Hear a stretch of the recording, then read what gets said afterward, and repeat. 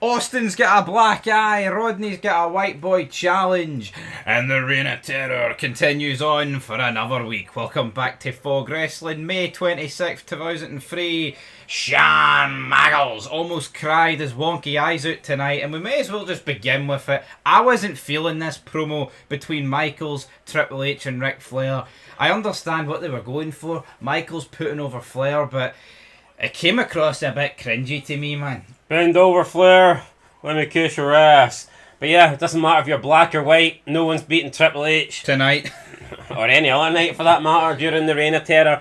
Before we get into the show though, let's talk about the Heat tapings. Because there was a lot of action on Sunday Night Heat. I love the Heat tapings. Tapings? Tapings, bad boy. We had the Hurricane and David Flair beating Lance Cade and Mark Jindrak. So yeah. Jindrak, mate. Jindrak. So Ric Flair's son competing in action. We got Ultimo Dragon defeating Rico. Well, we see Ultimo Dragon appear soon on the main roster. It would appear that way. Scott Steiner defeated Lance Storm. Big match on Heat. Tommy Dreamer and Maven defeated 3 Minute Warning. I'm going to go out on a limb here and say I think 3 Minute Warning's main roster days are done. That's when you're losing to Dreamer and Maven, man. Jazz defeated Jacqueline. And Christopher Nowinski defeated Spike Dudley. I mean, say what you want. 6 matches are alright. That 6-match Heat card could be a WrestleMania 42 by today's standards. It is what it is. Yeah, absolutely. And I'm feeling the Heat. Not as warm in the UK as it once was, but I tell you what, it's time to whip out the fire extinguisher here because Shawn Michaels comes starts putting over Flair.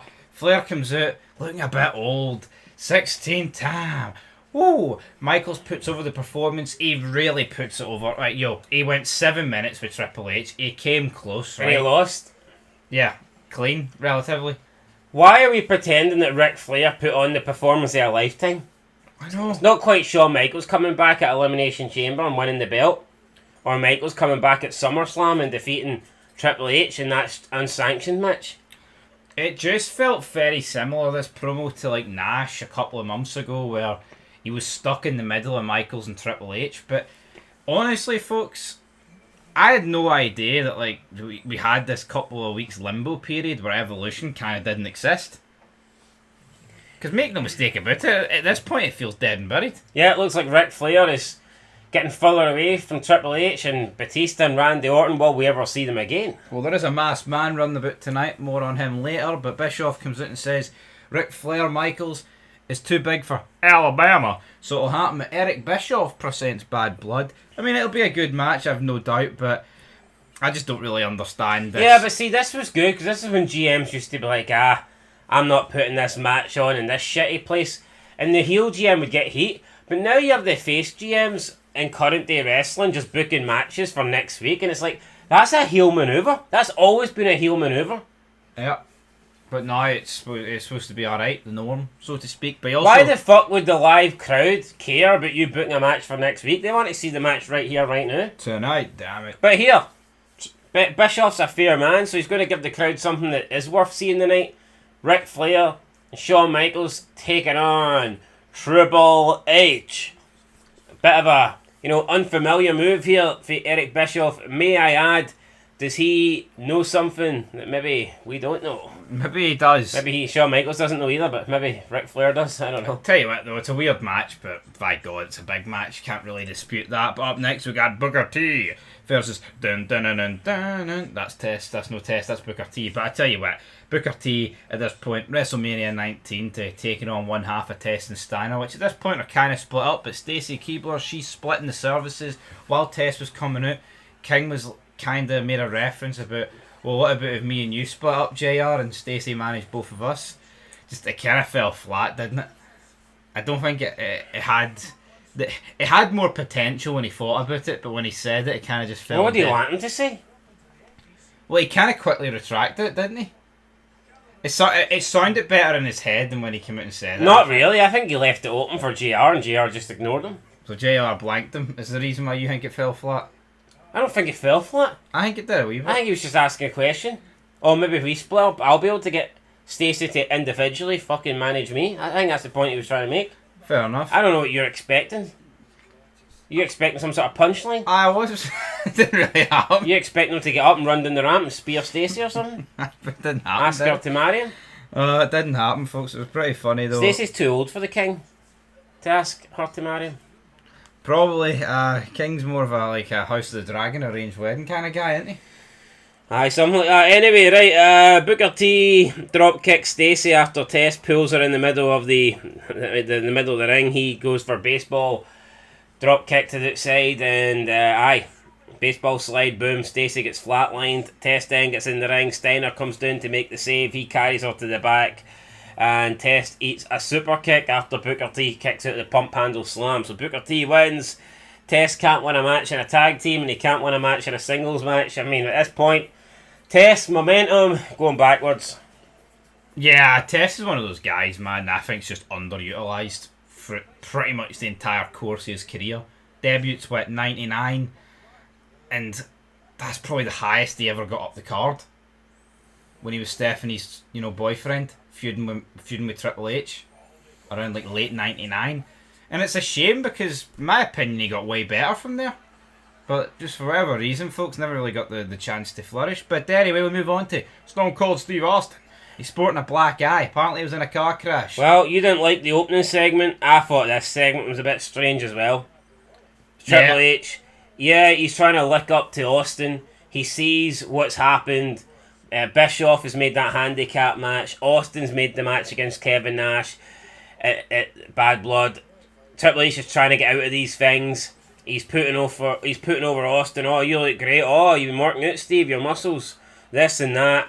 And every time Triple H tries to praise Stone Cold, it results in Austin just standing there, not even acknowledging Triple H, looking into the camera and just saying, the match is still on. What? Triple H fumes and then just leaves. Very He strange. also said that you're just jealous, Austin, that I was always better than you.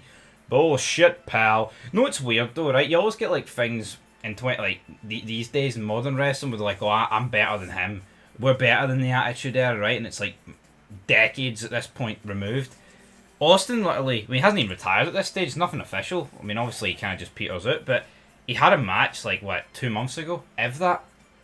And it's like Triple H is trying to make out that he's like he was better than Austin. It's just straight up fucking lies, man. Triple H. You know what, and it's not just because we're rewriting history because he's an awful booker, but he's so fucking lucky that he married Stephanie and then he essentially just took the throne at the start of the Ruthless Aggression era when the top stars were just beginning to move away and go on to different things or retiring. Because if Austin and Rock stay around, and say Brock stays around and Goldberg stay around, Triple H doesn't win anywhere near as much as what he does. He is fortunate to inherit the leadership of DX because if Shawn Michaels doesn't lose his smile and hurt his back, you got to wonder what happens with Triple H. I mean, also the fact he was a heel and he got to work with the top baby faces, and the fact that he married Stephanie McMahon. Yeah, I wonder if Triple H's career would have played out, to be fair. Without Stephanie and without Shawn... Let's say he doesn't marry Stephanie and Shawn Michaels doesn't leave wrestling for 5 years. I honestly, I don't know what Triple H's career's looking like. It's probably looking pretty shit. Would he have really ever truly stepped out of Shawn Michaels' shadow? I mean, he might have, but would he have done it and stepped into a main event spot? I'm not convinced. Here, it's all what ifs and what maybes, but Triple H, he managed to achieve something anyway. I'm not going to sit here and say he would never win a world title, because I think that would be asinine. I think he definitely would have, but I'm not convinced he would have won 14, to be fair. Yeah. But when you think about it, I think, 2000, 2001? Maybe not 2001, because he's injured for most of that.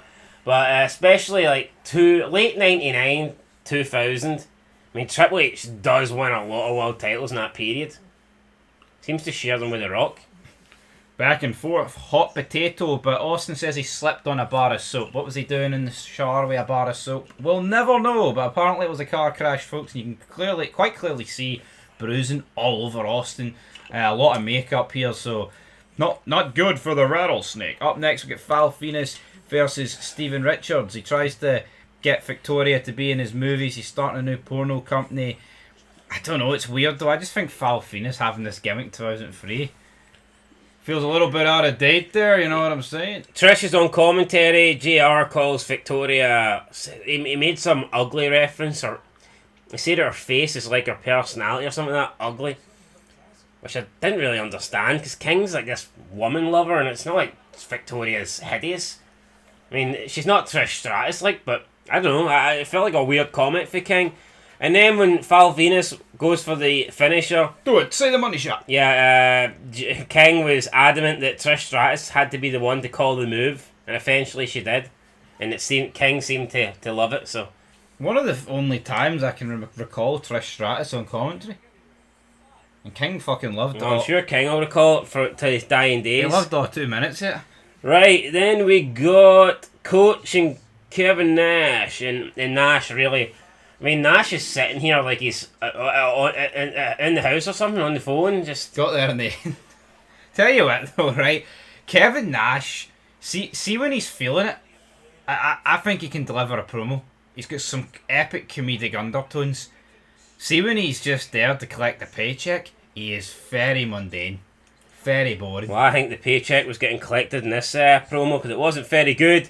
Yeah, he's like, how would you feel, Coach, if your best friend battered you? You know? Yeah, and then he talks about Triple H and the fact he's got the handicap match tonight, the Hell in a Cell match with Bad Blood, and he just tells Coach, looks like Triple H has got a lot to think about, and that's it. Really? Really, Nash? Yeah, it's flat for Nash, man. But do you not agree though? I think he does comedy well, but see when he does like a serious side of it, it doesn't really work. Like, see, I think of the NWO, it was always kind of this like comedy element to it, you know, like the cool guy. But see when he tries to be like in a serious feud, it always seems to fall a bit flat. We then get Christian and Terry backstage. Christian buries the town. Goldust enters and he asks Christian, dick. "Why are you such a dick? Dictator." I mean, he is a bit of a dick. Christian says guys like Booker T and Goldust just aren't championship material, and he points to the C logo on his tights. He's like, "This C stands for Christian. This C stands for champion." Then Booker T comes in, and he doesn't tell me you didn't just say that. He says he's going to win the Intercontinental title. Can Christian dig it, sucker? And then Goldust does the whole in front of Christian's face. So, alright, Christian taking on Goldust tonight, taking on Booker T at Bad Blood. How much longer will he hold on to that Intercontinental title? We'll have to wait and see. Then we have Austin and Bischoff backstage talking about Bad Blood. Austin says he's going to allow any members of the military the ability to watch Bad Blood for free. And Bischoff ain't happy about this because it means they're losing money. Austin's like, come on, man, it's the military. Have a heart, damn it. But see, this is genuinely a nice thing to do. I mean, it would probably get people to sign up for the military back in the day when wrestling was good. Yep, Austin then says he's going to go and celebrate Memorial Day. Got Lillian Garcia in the ring. She starts singing America the Beautiful. Larry Sistons come out. You Americans, you invade country for oil. There's nothing beautiful about America. It's all fat and lazy people. And then Austin comes down, drops a couple of stunners, sings with Lillian Garcia, has a couple of beers. I'm going to assume it wasn't Austin's first beers of the night. Then starts just pouring all the beers down Lillian's throat because I guess he doesn't want to drink anymore. Maybe he's had enough.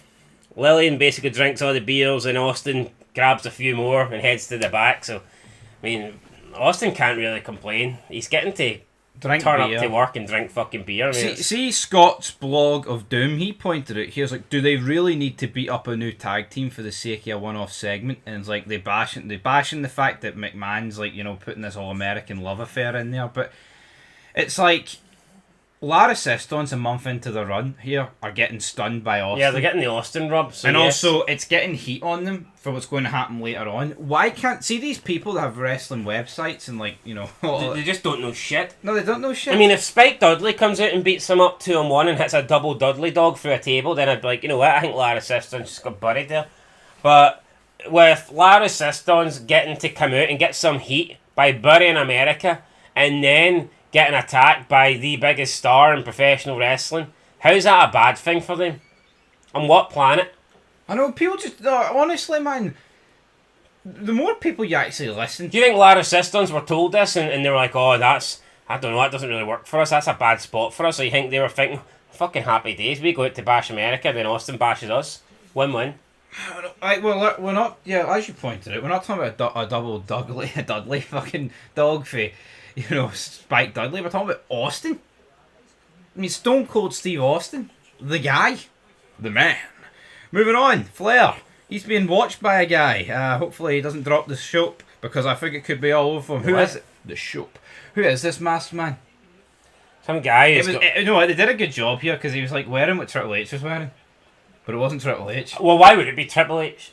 Logically, why the hell would this be Triple H? You thought it was Triple H. I did not. I knew it wasn't Triple H. Why would Triple H be wearing a mask? Doesn't make any sense. Unless he's going to do something. It's wrestling, mate. It's for fun, isn't it? It's for fun and giggles. I think it's for retards if you thought this was Triple H. But who do you think it was? I thought it was Randy Orton. Why not Batista?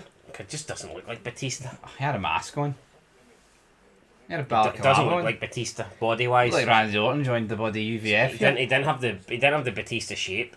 Fair enough. Anyway, speaking of shape, we've got no shape because Christian taking on Goldust. Weird fucking match because Goldust just beats him. IC champ here, getting jobbed out. Yeah, pretty much beats him clean, but Christian doesn't really care. He just grabs his belt and heads to the back. So he doesn't mind if he lost as long as he's going to be the champion. Lara Sistons are backstage. They're complaining to Bischoff about Austin attacking them. Austin then gives them a flag match. It's going to be Silva and Grenier taking on Rob Van Dam. Rene Dupree can't wrestle because he's got a sore neck after the stunner. So it'll be a singles match, flag match, and if La Sistons win, they get a tag team title match against RVD and Kane. And again, this just proves that Lara Sistons are having a good night. Got to bash America, then got to work with Austin, and now one of them's getting to go against RVD with a title shot on the line. Yeah, looking forward to that. We then have Rodney Mack. He takes on Bubba Ray Dudley. Bit of a step up for the normal white boys that have been taking them on, but he actually defeats him quicker than he defeated Spike. Yeah, Chris Nowinski runs down, attacks Bubba. This seemed a bit weird. It did. Chris Nowinski's not been seen in a few weeks. And Chris Nowinski has not been feuding with Bubba Ray. I mean, he might have been like a couple of months ago. I think it's because he's kind of like the stuck-up American that's against all the traditional values, and he's, I've went to Harvard. I know what my country's all about. Yeah, so he's supporting the blacks on the challenge, I guess. So he attacks Bubba. Rodney Mack puts in the sleeper, and Rodney Mack defeats Bubba, and the white boy challenge is still intact. We then get Triple H trying to intimidate Flair, only for Flair to, pump up, Hulk up, Flair up into the Nature Boy. 16-time champion of the world. And he said he'll see Triple H out the other night. Then in the RVD Grenier match, pole match, pretty decent. I thought this match was brilliant, honestly. See, considering Lara Sistons are very green, this match just had pops, cool spots, a false finish. The heel team wins, they got all the heat. But you also had the moment with them lifting like the American flag. Whoever booked this match, man, it's pretty much booked perfectly to its limitations. Yeah, RVD does get the American flag, but the referee was down, ref bump, didn't see it. Renee gets in after taking down Kane, takes out RVD, puts the American flag back in, and this allows Grenier to finally capture the French flag, so Lara Sistons win, and they'll get their title shot at Bad Blood as they wave the French flag on the Americans' Remembrance Day. So the blog of Doom here says Memorial Day. This match made my head hurt, and it felt like half Vince Russo idea. What was wrong with it? There was nothing wrong with it. Yeah, I don't know what people... you know what people want, guys? They want Slavion Grenier to just defeat Rob Van Dam in a 12-minute match clean. And just lifts his flag down. I don't even know what the French national anthem is. Like, we eat snails, we. And then that's it. They go back to tell... Kane just sits there like a windy licker while his tag team partner's getting battered. They don't like shenanigans. They don't like stories being told, man.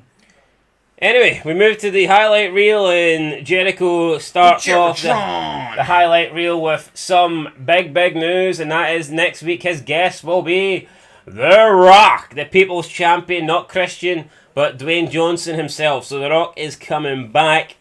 Y2J then talks about how nobody wanted Goldberg in WWE, especially him. He says he was always better than Goldberg, but never got a chance. Goldberg ran away from him in WCW, and pretty much Jericho said he left WCW, became a massive star in WWE, a much bigger star than Goldberg, undisputed champion, and now Goldberg has came over here to try and follow in his footsteps, to try and steal his spotlight, and he's not going to let it happen. Y2J challenges Goldberg for a match at Bad Blood. Goldberg runs down to the ring. Y2J gets out of the ring. Goldberg then says that he accepts the challenge, and Jericho claims that he will actually confront Goldberg. He'll get in the ring with Goldberg right here, right now, but only if Goldberg accepts the challenge. He does accept it, and then he takes some sort of spray to the eyes. So Jericho had some, like bug spray or hairspray or some shit. Spray. Pepper spray, damn it. Pepper sprays Goldberg in the face, and then takes off, runs to the back. Jericho then hits a spear before he leaves. A weird looking spear. You can see that Jericho doesn't really use the spear very often. He's also hitting it on a guy that probably wouldn't know how to take a spear at the same time. Yeah, it might be the worst looking spear I've ever seen, to be. Well, that's actually not true, but it wasn't a good one. The problem is you've got a guy that doesn't do a spear, and you've got a guy that's never taken a spear. That's an awful combination, and it looked it. Jericho then runs back to the parking lot, jumps in his car. Terry tries to get a word with him. His car won't start. He jumps out the car, he runs off, and that's it. I don't know if the car was supposed to not start or what. This reminds me of that time on Nitro where Nash was chasing Ray and Conan backstage, and they jumped in like the Odelay mobile and drove off, and then Nash hijacked the car, but then Conan and Ray's car broke down right in front of him. So what he did was he just jumped out the car and started chasing them, but the car broke down, and they just had to fade to black. Could they not, WCW. could they not have jumped at the car and ran away on foot? I'm sure Nash wouldn't have caught them. No, but it was funny because by the time Nash jumped in the car and hit on the accelerator, he was overtaking them because their car broke down. Just WCW but anyway, moving on. Some good shit. Right, handicap match, main event time, Triple H versus Shawn Michaels and Ric Flair. Woo! So Michaels starts the match against Triple H, and he pretty much ends the match because as soon as he tags in Ric Flair, the match is over. Ric Flair turns around, decks Shawn Michaels. Triple H then hits a pedigree, and they get the 1, 2, 3. So we start off the match where it's just Michaels versus Triple H for 5 minutes. We even see Michaels have to hit a sweet chin music out of desperation because Triple H was kicking his ass. But when he tags in Flair, Flair just betrays him, turns his back on Michaels. And it looks like this was their plan all along. Or maybe it wasn't. Maybe Ric Flair changed his mind at some point. Or maybe, this was just a big plan to get Michaels in the ring. 2-on-1 handicap. But whatever, Triple H and Ric Flair, they have reunited. Evolution is going strong. I mean, Randy Orton, he rips off the mask. He battered Kevin Nash backstage. And I tell you what, he was booting Kevin Nash in the face here with his bloody brogues, wasn't he? He was no holding back. Well, he took the mask off in the ring after the Kevin Nash came out. But yeah, Nash comes out to make the save. Then the masked man comes down, hits him with a chair. Nash doesn't really sell it. But then it's 3-on-1, so Nash eventually goes down. Orton takes the mask off, and it is Randy Orton. So there you go, masked man was Randy Orton. And that's it. Evolution stand tall. I just think Triple H at this stage, honestly, man, it's no good, isn't it? No, it's no good. It's no good, guys. Imagine me saying it was Randy Orton before his mask came off. I know. When you said it was Randy Orton 12 minutes ago, you'd be raging, wouldn't you? You'd be absolutely fuming with that part of it. But anyway, I'll give this Raw a 5. I think the main event scene is fucking nosediving right in front of you. 5's a bit harsh. I'll get a 6. Well, because that's much better, isn't it? But no, this match, Hell in a Cell, I didn't understand it at the time, needing Mick Foley. By God, I understand it now. It needs something, man. There's a reason why that promo, Headstrong by Trapped, most of the fucking promos, just Mick Foley and Triple H battering each other. Because Nash and Triple H, it's just a bit shit. Michaels, it was too predictable, this handicap match. I know obviously we know that they go on Evolution, but It's just like as soon as he tags in, he batters him. Did anyone truly believe back in 2003 that Ric Flair was done with Triple H and he was teaming up with Michaels? It's just a bit shit. And then Triple H gets the last laugh again. When's this big-nosed twat going to get his comeuppance? Well, why wouldn't you believe that? Because it's not like you know the future. It's not like you know the history. I know, but the way... Yeah, but we've seen Ric Flair wrestle Triple H last week, so therefore, how do you know? I know, it's always going to be... You're just saying that with hindsight? Oh. Yeah, hindsight's a beautiful thing, but that's what I'm watching it with, and it just came across a bit shit to me. But no, we're not allowed to disagree here on this channel. No, we are, but you're using the logic of... You're a Triple H mark, you love the guy. Listen, you're saying that it was obvious Ric Flair was going to... Well, no shit, because we know he turns, we know that evolution happens. I'm not convinced that back then people would have seen this coming. One thing, Triple H's reign of terror, man. It's been bogging. Let's call a spade a spade. See, ever since he won at Armageddon, it's been fucking atrocious. And even that Armageddon match wasn't great. Yeah. I mean, it was alright. See, when he went with the best Triple H. Well, actually, the Booker T rematch was alright. I don't know. It's just been shite. I mean, that wasn't great. He's just been on a burial at WCW. Yeah, he had the title defenses against RVD and Kane, and I mean they were all right, but I don't think they stood out as classics by any means. The Steiner matches, the less said the better. Match against Booker T at Mania, pretty pish. The other match against Booker T was a bit better, but not great. And yeah, now that last match against Kevin Nash, not good. Not good at all. No, it really ain't. I just don't really understand why Triple H has just got to go through everybody at this stage. Like, we can say it's a WCW thing, but there's plenty of other guys on the roster that were worthy of the belt. And I just don't understand why McMahon would give Triple H the belt. Well, he married his daughter, but that whole thing back in 2002, you're going to beat Jericho, but I need you to do me this favour and you need to put Hogan over. McMahon shouldn't be asking favours of fucking anybody. He's McMahon. I don't get that. Well, my problem isn't he's burying people. It's just doing it in a bad way. It sucks. I don't care if Triple H holds the belt for a year, but I mean, at least have a good year title reign. This one's bogging. Every match has been atrocious, realistically. I think so. Aye, it's been mediocre. I mean, even the matches that should have been great haven't been. Like the Booker T pin's probably the worst of the lot. The Nash match at Armageddon was brutal. I can't even really recall the Bad Blood match, but I'm sure Mick Foley will try and make it interesting. Whatever capacity. I get it. Michaels and Taker were Michaels and Triple H were a bit injured, but I mean, you should be having Free Stage is a hell of a match against Michaels. Should be a classic. In reality, is man, it was a bit underwhelming. Couldn't lay a glove on their SummerSlam match. Or the ones after it. I prefer the 2004 Rumble match or the Bad Blood match at the next year's Bad Blood, another Hell in a Cell. I mean, put it this way, like I think Triple H Michaels is going to be a better Hell in a Cell than Kevin Nash and Triple H. But that's it, folks. 5.5 out of 10. And we'll be back very soon. Till next time. Peace.